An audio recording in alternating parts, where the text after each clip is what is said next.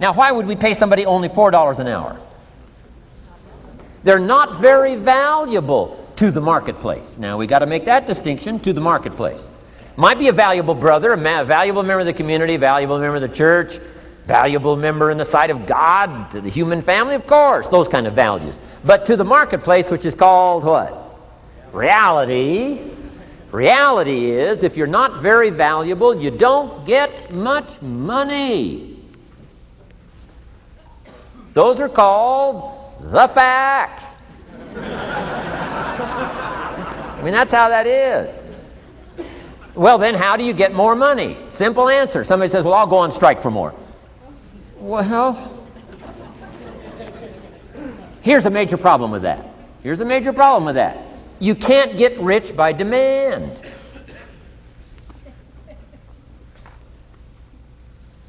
Somebody says, well, I'm waiting for a raise. I'm telling you, it's easier to climb than to wait for a raise. Why not just become more valuable rather than wait?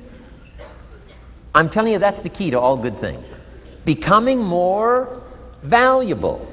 Why would we pay somebody $400 an hour? They've become more valuable to the marketplace. See how this works? I'm telling you, this stuff is so easy. This is America. This is a ladder.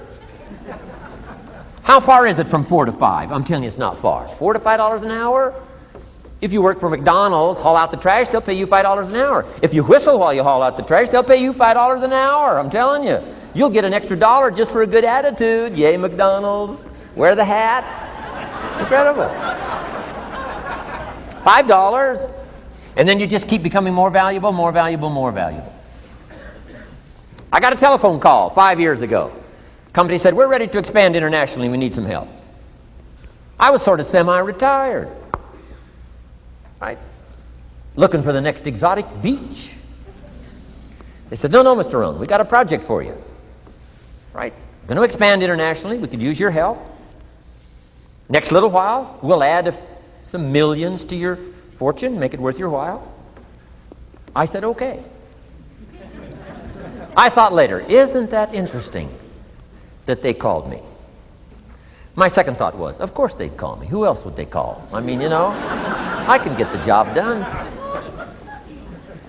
Now, how come I got a telephone call worth millions? I had become valuable. Now, I'm a farm boy from Idaho. I was raised in obscurity. 1 year of college, and I thought I was thoroughly educated.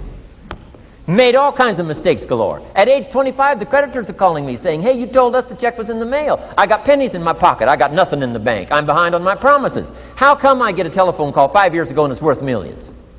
I changed. I turned my life around. Is it possible to become worth millions? Speaking economically, now there's a lot of values to become, but let's just talk economics. Is it possible to become that valuable? And the answer is, of course, of course. Now let me give you the secret. Shoaff said, here's the secret, Mr. Rohn. Learn to work harder on yourself than you do on your job. Once I got that, it turned my life around. Learn to work harder on yourself than you do on your job. Results. Every once in a while, you got to take a measure. See how you're doing with these three pieces: philosophy, attitude, activity. Now we take a measure called results. What is the results at the end of the day, the results at the end of the week? You can't let too much time go by without checking. When time goes by, 6 years I'd been out there working when I met my teacher, Mr. Shoaff. Shoaff said, well, Mr. Rohn, let's just go through a little summary here. He said, in the last 6 years, how much money have you saved and invested? Let's go through a little tab list here. How much money have you saved and invested the last 6 years? I said, what? 0. He said, you have messed up. You remember these notes. I like that. You've messed up. He said, who sold you on that plan? I thought, my gosh, the man's right. I'm a nice guy. I bought the wrong plan. What if you were 50 and broke? Right? Didn't need to change countries. Bought the wrong plan. What a sad scenario that would be. But Shoaff said these questions. Let's go through some results. He said, how many books have you read in the last 90 days? I said, what? 0. Wisdom of the world available? Change your life, change your future? Wisdom of the world available? Develop any skill you want? Earn the kind of income you want? Have all the treasures you want, equities you want, relationship with your family that you want, everything that you want available, and the wisdom of the world to help you get it? Haven't read any books in the last 90 days. My teacher said, Mr. Rohn, you have messed up. I'm telling you, you've got the deal. Shoaff said, Mr. Rohn, in the last 6 months, how many classes have you taken to improve your skills or to develop new skills? Go for the American dream. Become rich and powerful and sophisticated and healthy and influential. How many classes have you taken in the last 6 months? I said, how many? 0. He said, you have messed up. He said, you don't need to unmess the country. You don't need to straighten out the perplexed. You don't need to straighten out any of this stuff. All you've got to do is look within and let results teach you a great deal about your own activity, your own attitude, and your own philosophy. I went through that process. Take this phrase home. Results is the name of the game. What other game is there? Results. Here's all life asks us to do. Make measurable progress in reasonable time. Just take home that little phrase. Good phrase. We're asked in life simply to make measurable progress in reasonable time. We demand it of our children. How many years do you want your child to spend in 4th grade? Approximately. About 1. If it looks like they're not going to make it, we pour on the pressure, called legitimate pressure, lack of results. Peer pressure, family pressure, school pressure, community pressure. Every other kind of pressure we can bring to bear. What? You can't stay more than 1 year in 4th grade. As parents, you'd have to leave the community. You say, well, what if they're nice kids? Wouldn't you give them 3 or 4 years? And the answer is no. You got to make better progress than that. So you got to check fairly often. Some things you got to check every day. Some things you got to check at least by the end of the week. Salesman joins this little sales company. He's supposed to make 10 calls first week. Wouldn't it be legitimate to call him in on Friday and say, John, what? How many calls? I mean, this stuff is simple. John says, well. Say, John, well won't fit in this little box here. Well. Now John starts with a story. You say, John, I made this little box so small so a story won't fit. I don't need a story. I need what? A number. A number. What will a number tell me? Everything. John's supposed to make 10 calls. What if he made 20? You say, wow, wow, we got somebody. What if he only made 1 call? Whoa.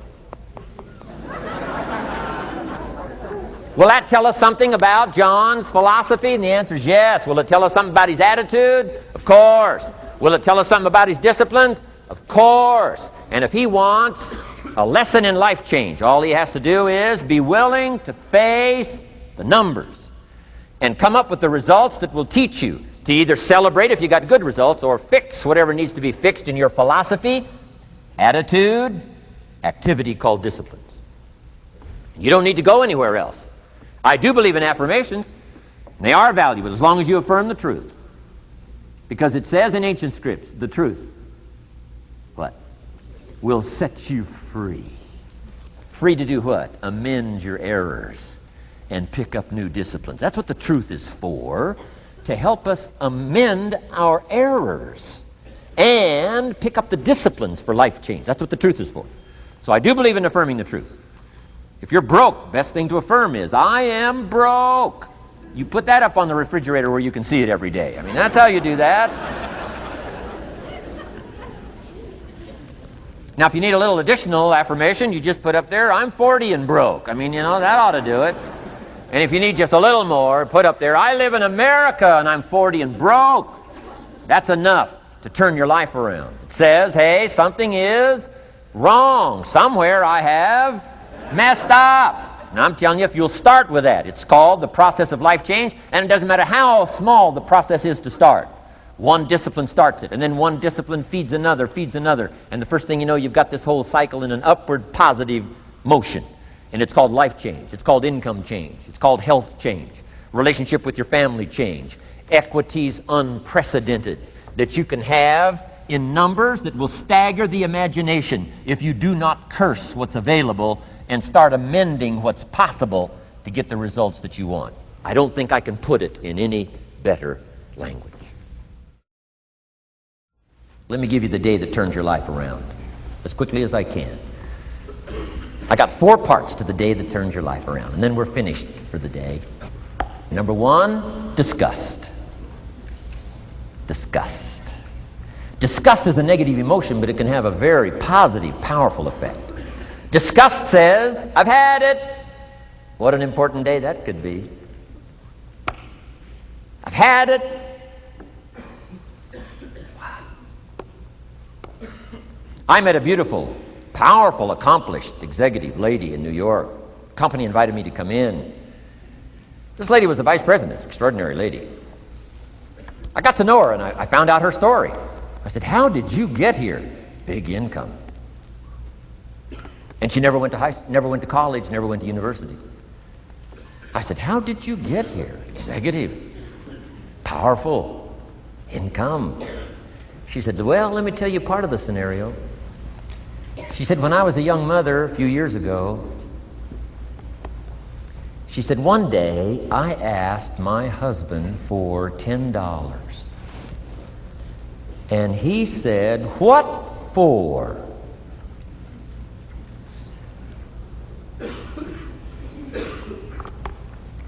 She said, before that day was over, I decided I would never, ever ask again. She said, I started studying opportunity, found it, took the classes, put myself through the schools, did the scenario. Now I'm vice president. I make a lot of money.